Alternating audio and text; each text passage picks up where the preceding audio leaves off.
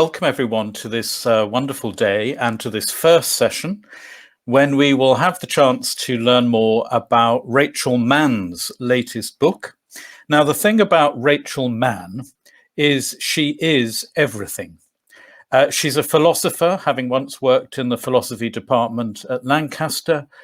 She's a poet. Her acclaimed collection of beautiful, astute poems, The Kingdom of Love, came out in 2019. She's a theologian whose writing has been shortlisted for the International Michael Ramsey Prize. She's a parish priest and rector of St. Nicholas Burnage. She's a cultural historian, a musician, a reviewer of metal rock, a liturgist, a broadcaster, a writer of studies that range from Christina Rossetti to Elton John. And now she's a novelist as well. She is a veritable peach in the orchard of miracles. And on top of all this, she's a good friend, and I am, as always, thrilled to be with her, but totally in awe of her abilities. If Moses was alive today, he'd come down from the mountain with the 10 Commandments and spend the next 5 years trying to get them published. But not so Rachel. She publishes without a break, and we love it. Her novel, The Gospel of Eve, has recently been published by DLT, and she's going to talk about it to us and read from it for about 20 minutes. Then I'll chat with her before being able to ask a few of your questions that you're encouraged to tap in as we go along. We'll wrap up at 10:45. So, Rachel, are you there? I am indeed. Hello, Mark. Hi, great to see you as always. So, how are you? Very well, and distressed and disturbed by your description of me, which I'm thinking you've got the wrong person. Absolutely got the wrong person. Tell us about this new adventure, this writing of a novel. So yeah, what I really want to do, Mark, is read from the novel, but just to give people who aren't familiar with it, I suppose a top line, a flavour. The Gospel of Eve is essentially it's a gothic thriller, a mystery set in a 90s theological college just after women have been permitted to become priests in the Church of England. And it's about my three favorite things, actually: sex, death, and religion, and about obsession and desire. What happens when our desire for seemingly good things, our desire for holiness, tips over into the unspeakable. And at the heart of Gospel of Eve is a central character, Kitty Bolton, who I'm going to introduce in the moment. And the Gospel of Eve is her confession 20 years on from these extraordinary events in her first year at Littlemore College, just south of Oxford. And the way in which she becomes friends with another young woman called Evie, and then becomes part of effectively a cabal, a group within a group, a clique, led by this medievalist, Professor Albertus Lowe. And the way in which, for Evie, who is working class but very gifted, has got a freshly minted PhD on Chaucer and the penitentials, she sees in this group the opportunity to, I suppose, cast off her past and become the thing that she thinks she needs to be to survive in the Church of England. And it won't surprise you, as a Gothic thriller and a mystery, there is death. In fact, we know from the opening line that Evie dies. But the mystery is not so much about solving exactly how she dies, but what the motivations are for these group of really promising, brilliant students, and how through their desire to love, they end up hating and persecuting and exploiting one another. So, if I may, I'm going to read from the book. And I'm going to read from chapter 1. And I hope this gives you just a flavour of how how Kitty sees herself and how she comes to know Evie, who will be at the heart of so much that happens at the college. Chapter 1. When I was younger, I could never understand why people have always believed the world is going to end in some defining catastrophe. It seems to me that Before the bomb, there was no realistic threat of apocalypse. Now I am not so sure. Growing up in the shadow of the Cold War and mutually assured destruction, I had a definitive reference point for destruction. If the world was going to end, it would be in a mushroom cloud. As a child and as a teenager, I saw pandemic, natural disaster, even the breaking down of political systems as secondary. Personal tragedy barely seemed to register. Only in the nuclear holocaust lay the definitive end of all things. Catastrophe was a fixed point. Now I'm not so sure. When the last Roman legionary looked back on the shores of England, I think he knew the end of the world. When the marble emperor died and Constantinople fell, it was catastrophe. Now I no longer dismiss personal tragedy as second rate. A mother who loses her son to war, or a person stripped of health, knows the end of the world. The truth is, life is precarious and we construct fantasies to make us safe. I tell you this because I want you to understand who I was and what I have become. It was fear of catastrophe that motivated what we did to Evie, and arguably what she did to us. My name is Catherine Bolton, and I am a Church of England priest. I'm a canon of one of the ancient cathedrals, responsible for its teaching work, and my doctorate was on the Church and the Canterbury Tales. I've been ordained for over 20 years, and I am unmarried. Those are the facts. Well, a few of them, anyway. It's hard to stick to facts, and they are so easily marred. In that respect, they are like flesh. In this confession, I want to stick to the facts, and when I fail, as we all do, I'm sure I shall still reveal the truth. Please remember that old joke about the Gospel according to St. John. None of it happened, but it's all true. How should I start? Perhaps with my arrival at Littlemore Theological College. After all, it was there I found out about the limits of the body and the cruel byways of prayer. It was there I tasted and enjoyed things the church say are off limits. And it was there I grew up and came to terms with the grubby joys of the world. It was there I was plunged into the strange parallel universe of Evie and my friends. And if that world ultimately turned vile, in their company I never felt more alive. The village of Littlemore is famous for two things. Firstly, until it was closed in 1525, for its priory church. Dating back to the 12th century, it was home to a community of Benedictine nuns whose fate was sealed by the naughtiness of its final prioress, Catherine Wells. She'd had an illegitimate daughter with a priest from Kent and siphoned off funds to provide a decent life for her. Rumour had it that she liked to punish other nuns with severe beatings for their own sexual lassitude. Littlemore's second famous resident was John Henry Newman. Before he crossed the Tiber and became Cardinal Newman, he was its first vicar and established the attractive Gothic Revival Church. As I pulled onto the college's gravel drive on a warm September day, perhaps I'd hoped for a procession of clergy and wayward nuns and servers flailing thuribles. Perhaps I'd hoped to see Our Lady carried high down the village's main street while a choir sang the Regina Celli. Then there's the old asylum on Sandford Road. On one side of the road is the college, its butter yellow buildings, almost more Oxford than the city's ancient colleges. On the other, the Gothic towers of the asylum. At its centre is that hallmark of Victorian obsessions with control, a panopticon. The first time I'd seen it, at my interview, I felt a shiver of fear. It lowered over the village. As I arrived for the first day of term, the old asylum, now very desirable apartments, dominated my mind. It was so quiet that morning. There should have been dozens of other ordinands arriving, but for some inexplicable reason, there was just me. I looked up at the panopticon, its 40 metres of brick, utterly incongruous in this picturesque village.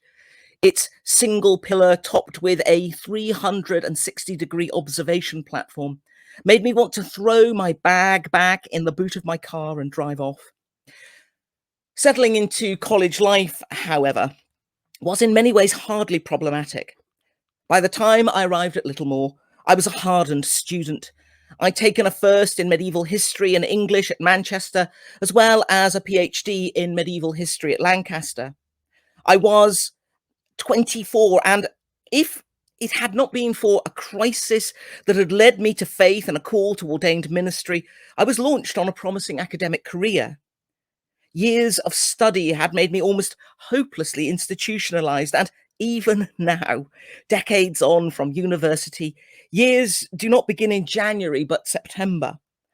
Back then, I slipped into the quiet routines of college life as readily as into an ancient pair of pajamas, and being assigned a pokey room on an anonymous corridor in Davidson House, the oldest building in college, fitted my monkish aspirations.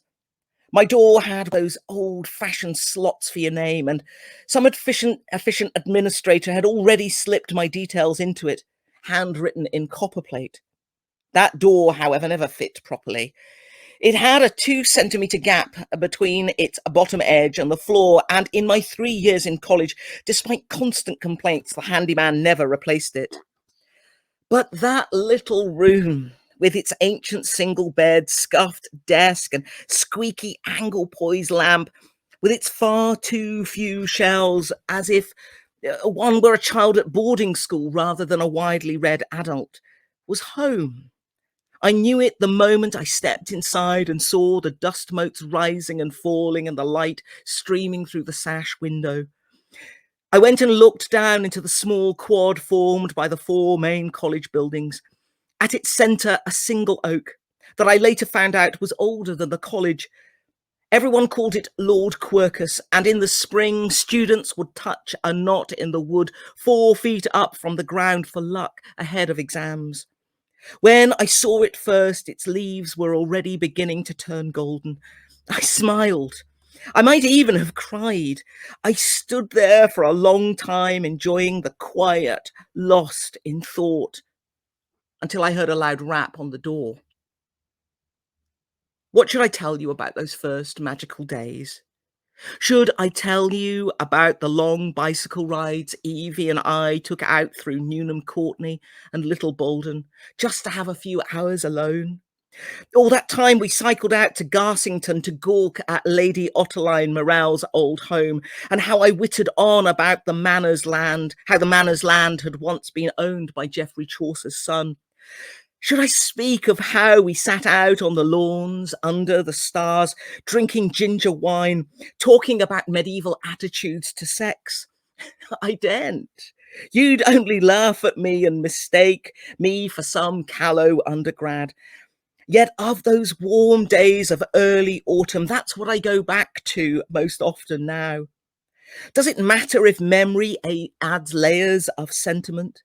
As if those days carried with them their own soundtrack, supplied by Vaughan Williams or Butterworth. For me, it was a second chance to play out a long-cherished dream, a dream I'd given up when I'd failed to get the grades to go up to Oxford. Even if I was already old enough to know better and see through its frauds and charades. No, let me start in another place, with that knock on the door. After all, it was that knock which changed everything. I opened my door and a voice said, "Hello." It was bright and eager. In one word, I heard a private education, money, and the South. It was a voice I would come to love and dread, the kind of voice you could hear before it ever said a thing. In the corridor stood a slim young woman, perhaps a year younger than me, in a slip dress with a pretty rose print on it. Her mid-length chestnut hair framed her face, almost making a bob with its layers. She grinned sincerely at me, and her eyes were large, encouraging, and green. I remember marveling at how white and straight her teeth were. In those days, before everyone started straightening and whitening their teeth, hers seemed oddly un-English. "Hi," I said non-committally. "Catherine?" "Kitty," I said. My mother called me Catherine. Some friends and some lovers had tried Cathy or Kath. I'd long since settled on Kitty. Kitty, replied the girl, as if checking out whether she thought the name fit with what she saw before her. I'm Evie Kirkland. I'm new here too. I thought you might like to grab a cup of tea. That was how I met Evie. Evie, who was at the centre of much that was good and most of what was cruel over that year at Littlemore. Evie, who had a ridiculous yet utterly sincere love of scratchy trad jazz records, who liked to read the crappiest airport thrillers and watch Australian soaps, and would sit for hours watching old Fred and Ginger musicals on worn-out videos. Evie, infuriating, exhilarating, and needy, who could utterly disarm you with acts of sudden generosity, a bottle of Krug or a bouquet of winter roses and anemones, and yet could draw the most positive person on the planet into hell. Evie, who appeared on my doorstep with a single word and an invitation into her world. Did I know then what she would become to me? It's so tempting to say yes. It will be easy to say that I saw in the kindly tilt of her head or her easy smile how we would soon move from the ready friendship of new students to something more physical, more dangerous. But that would be to claim knowledge that only comes with hindsight and hurt. Right then, as she stood on my doorstep, all I saw was another keen ordinand who just wanted to make friends. How wrong I was. Then again, how could I foresee what we would become? We were trainee priests, for heaven's sake. Lust, obsession, sex, violence. These were precisely the things that were supposed to be off the agenda. The church can be uptight about sex and love between a married man and woman. Sex between women is enough to send otherwise sensible members of the church into apoplexy. So no, I had no idea what was to unfold between Evie and me in the weeks to come. She stood on my doorstep and invited me out for a drink. I smiled back, said, "That would be lovely," and stepped out on the path that would ultimately lead to her death.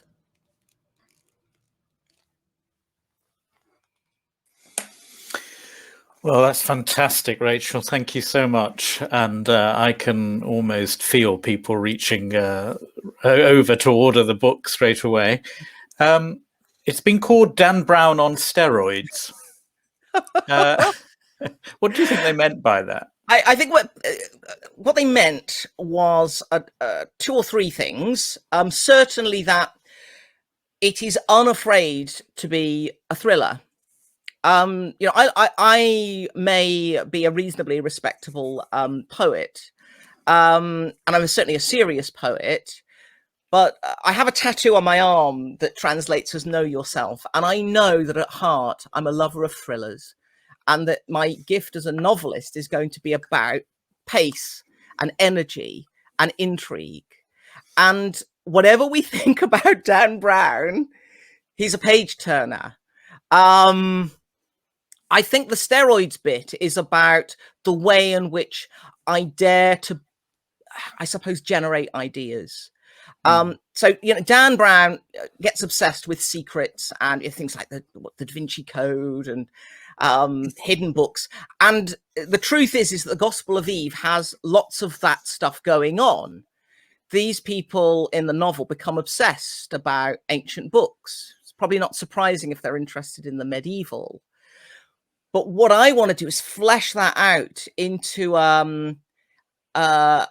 literary world, which says this isn't just about the empty calories we get from the page turning, and we get to at the end and we think, oh God, well, I enjoyed that, but it sits in my stomach like fast food.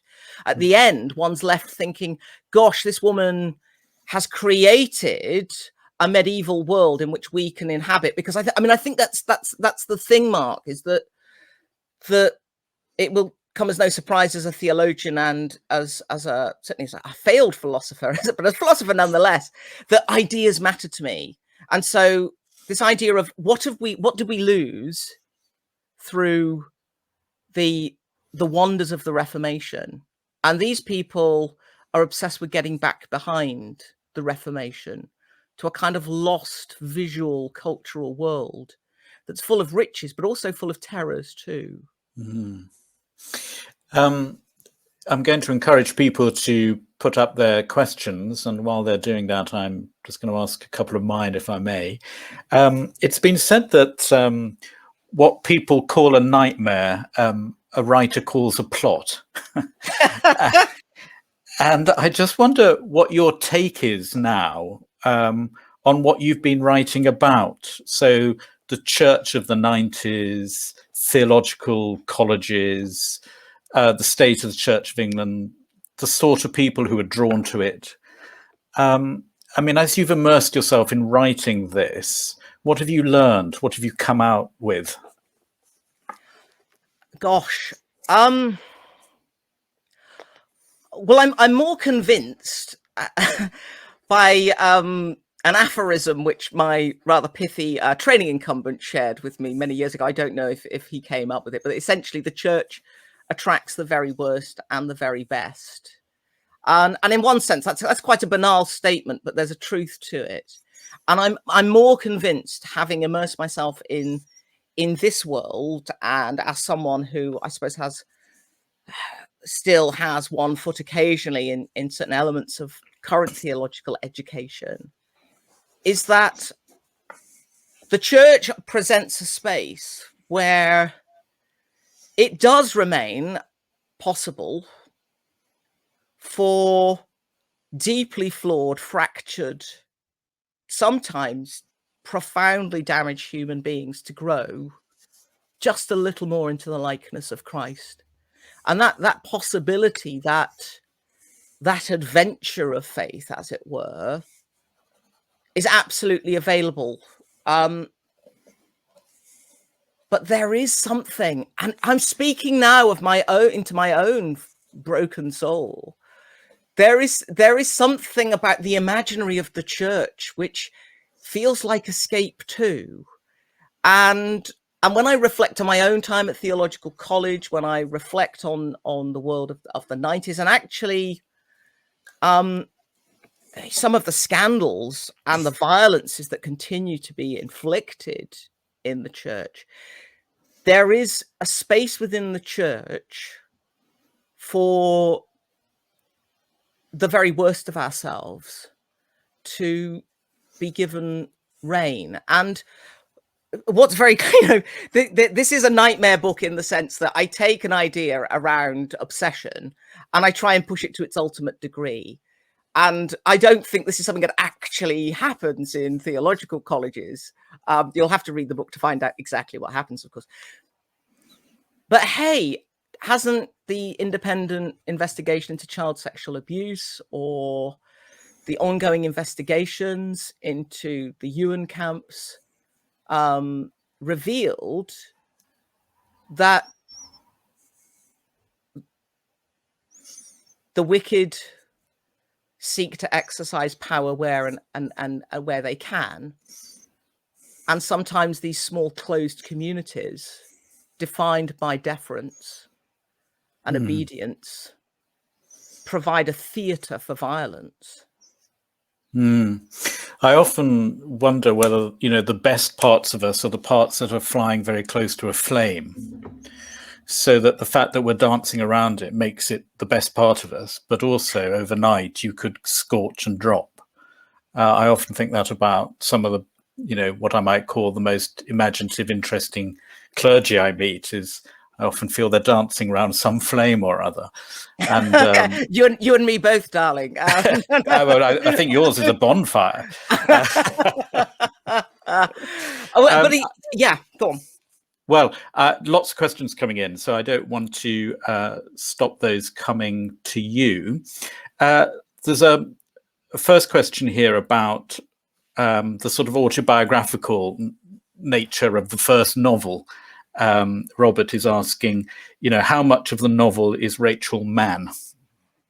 I mean, it's a great question. And I think it's always worth saying that every character, in my view, every character is a moment in the author's life, is that they, that they're part of us. But I do believe in that thing that Evelyn Waugh says, that, a good character requires at least 3 people to be synthesized, that there is. And of course, I'm going to draw on my own story. Kitty is from Worcestershire. I'm from Worcestershire. Kitty comes from a working class background, rural working class background. I come from a rural working class background. I think that the thing about character, and particularly a character like Kitty, is how characters get away from us. And I am at heart a control freak. I think this is a very common. I think this is a very common thing with clergy. Actually, we want to be in control. We want to be in charge, and characters refuse to stay still, and they start to talk back at one, as it were.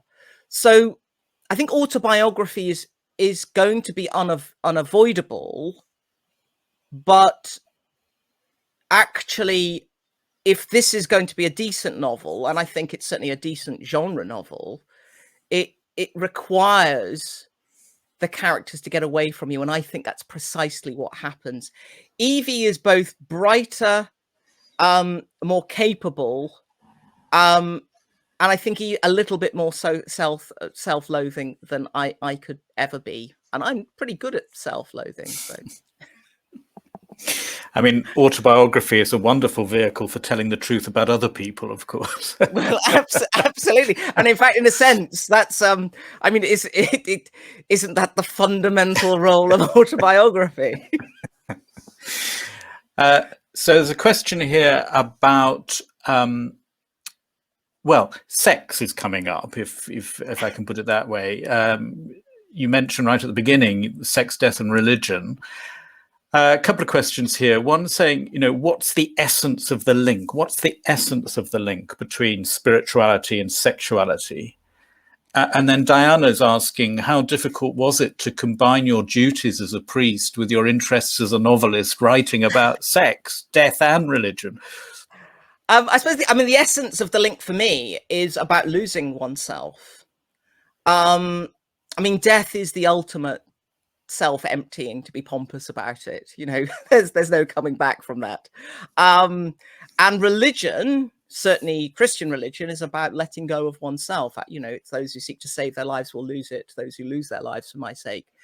And sex, it seems to me, is something which is about transcending the edges, as it were. It's about becoming one flesh. And one flesh is not something for me that's just simply mediated through marriage. So yeah, losing oneself, that sense of letting go of control, is really significant in all 3 of those factors of allowing something to greet us and transform us. Combining the role of a priest and a novelist. It's worth saying there are a lot of people in my head, and I've learned to make friends with pretty much all of them. And for me, being a priest, acknowledging, of course, that, I am obedient to the canons, and, I've taken my oaths and declarations, it's actually about being a person, really. I think it's that person-parson thing. And to be a novelist and to be a priest is not incompatible, because they're about an honest, generous, and gracious exploration of personhood. It's about being with people and being transformed by people. It's about relationship. And that might sound like a really odd definition of the novelist, but I think that whilst I think there are elements of cruelty, I think, in the Gospel of Eve, and Maybe there are a few targets that I take aim at. I'm not a satirist, you know. I want there to be something humane, because otherwise, actually, what we're left with is something very clever, but something deeply unrelatable. Yeah. I sometimes wonder whether some of the most attractive clergy are clergy who've sort of forgotten their priests. It's so integrated in them that they're just trying to be human. It's not a persona they're putting on, but and that the human is caught up in desire, whether it's of another person, of God, of the discovering the self. And I loved that in the book, actually, the sort of swirling of desire over everybody, as I was reading it.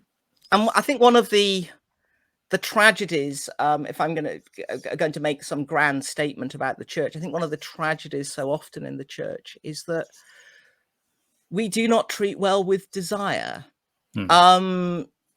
We understandably are fascinated by agape, that sort of self-giving love, and we often make a decent fist of friendship as well, although that again is often fraught. It seems to me that it's desire is the motor of reality, of the universe. I just don't get what's God about if it's not about desire. Desire is at the absolute heart of the triune God, as it were. And just to ground it in what we do. Therefore, why should we be afraid of desire? Why? Well, you've brought up God, and so has Jessica Kingsley. How do you think the book will affect the reader's relationship with God, and as a layperson, our relationship with clergy? Well,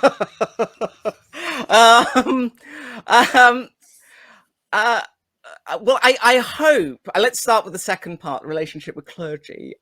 I hope that it doesn't lead to oh gosh, what are those clergy getting up to when we're not keeping our eyes on them. I hope it doesn't lead to a deep suspicion.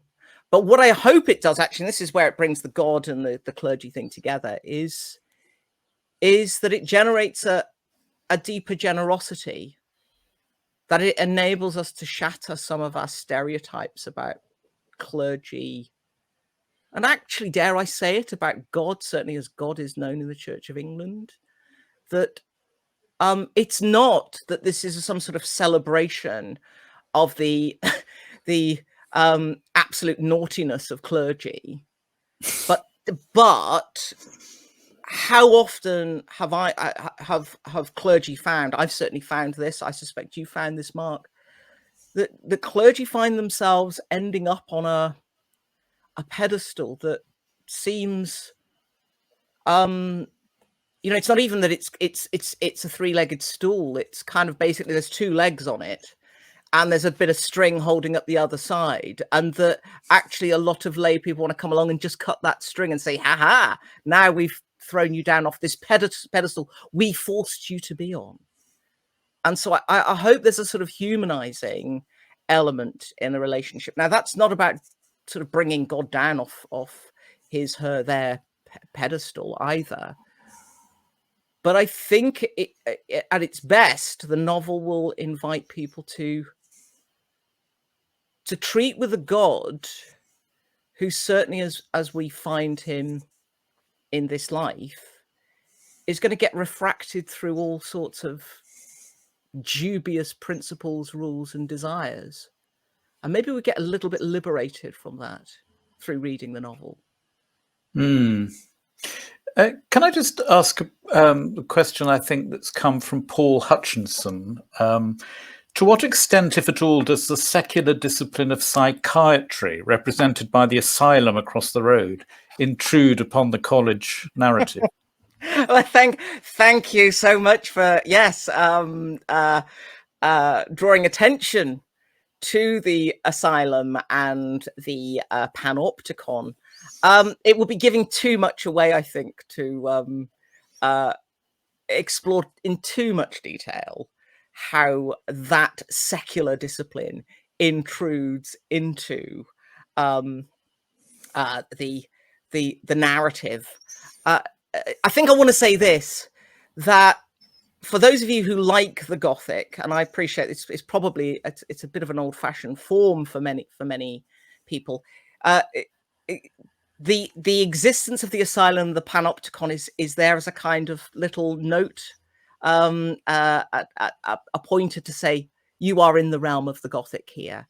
You are in the realm where the secular and the religious are in dynamic relation, but also in which obsession and fear and panic and desire are going to be turned up to their full volume. I think in essence, I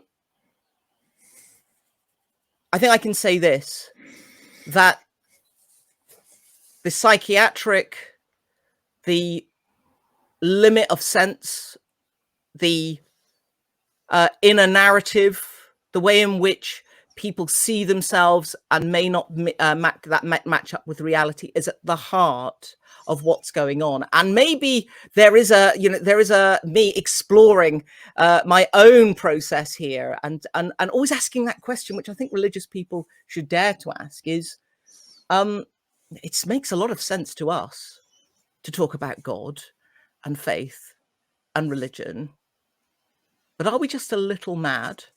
And actually, is that madness quite a good thing, given the kind of world and context we live in? Well, I love it when the odd is put back into God. There's nothing worse than a domesticated deity. And, you know, even in Underhill calling the Church of England that respectable suburb of the city of God, you know, all that needs to be broken in order to, which I think, again, you do. Where time ticks on, but Simon has said, I loved all the characters in the Gospel of Eve. I wondered if Albertus is a complete invention, or if there is a contribution there from persons living or dead.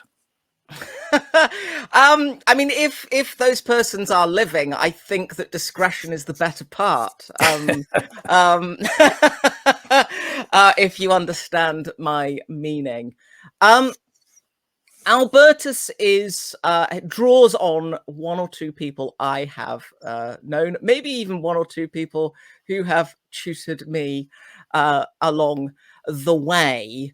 But I think he stands in a tradition of dons who perhaps overinflate their self-importance. I've deliberately overinflated Albertus's self-importance. I think at one point I say that if he wanted to, he could have been Archbishop of York at least, but he prefers the pleasures of influence rather than power.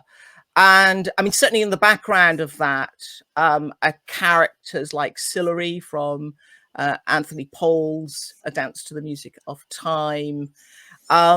These figures who really do love to shape people, but would prefer to remain in the shadows. And I think it's worth saying that in locating him in the milieu of C.S. Lewis and Tolkien, there is a deliberate attempt to maybe foreground some of the obsessions that we in the Church of England can have with those sort of mid-century figures, as if somehow the best of Anglicanism is expressed through its fantasy literature.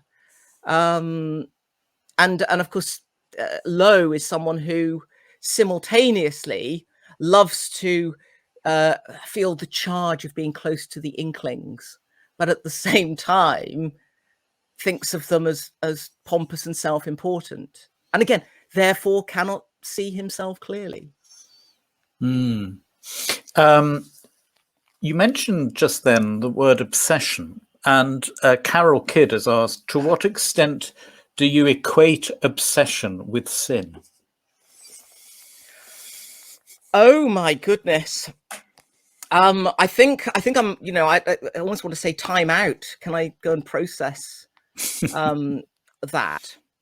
I mean, to come back to Mark's point about this, the dancing flame, dancing around the flame and the power of the flame. Obsession might be one of those moments in the dancing flame, as it were. What we have in the Gospel of Eve are some characters who are genuinely caught up in the powers and possibilities of the medieval and of the power of books, and of particularly their sort of tactile power, and the way in which medieval books were inscribed on flesh, as it were, on calves' flesh. And I feel the power of that attraction, that desire, that fascination, maybe not necessarily with medieval text, but I'm a book collector myself. And in and of itself, maybe this is just an attempt at self-justification and the fact that I can't stop buying books. I don't think that's sinful. That seems to me actually part of the reality of being a human being, and actually part of the delight of being a human being. It's when it becomes sin, when the flame consumes us completely. But here's the thing, and I'm just riffing because I love the power of, it's the power of the flame to transform. Actually, maybe sometimes it is only through being in the flames and actually being consumed by it that we find that point of transformation. And of course, this is part of the wickedness of the Spanish Inquisition, the auto da fe, put the heretic in the flame to be purified. I guess the invitation sometimes to the religious obsessive is to willingly step into the flame. And I think the challenge for us is to discern, is that wicked? Is that good? Does that have promise? Or is it just a symptom of the sort of fundamental bleakness at the heart of a lot of religion? Yeah. Mother Skapsova, if I remember rightly, says Christianity is either flames or it's nothing. And that sense that, it's all or nothing. It's all consuming and burning away, or forget it. I'm very drawn to that. Anyway, look at the time. I can't believe it. One last question. I mean, all these different genre you've written in. I mean, as far as I can see, you've only got to do a cookbook, and you've done the lot. Well, I'm thinking of doing an etiquette book, actually. Oh, an etiquette. But I mean, have you got the novel bug now? I mean, is there going to be another one? I think I have. I'm shocked by the number of people who've said, "When's the next one coming out?" I'm also shocked and surprised at my agent actually saying, "You got anything else?" So I mean, I've broken the ground on something, but given the way things are with this pandemic and life, and also my desire to actually do a follow-up poetry collection, gosh, I don't know when it's going to come out. I mean, it may be at the end of the week, Mark. I don't know. So. Well, I think it was Douglas Adams who said, "I love deadlines because I love the whooshing sound they make as they fly by." Indeed, and amen to that. It's something which I know a lot about. Listen, I'm very sorry to all those of you whose questions I didn't manage to get to. We're a bit limited by time. But Rachel, you said in your talk that you're unafraid to be a thriller.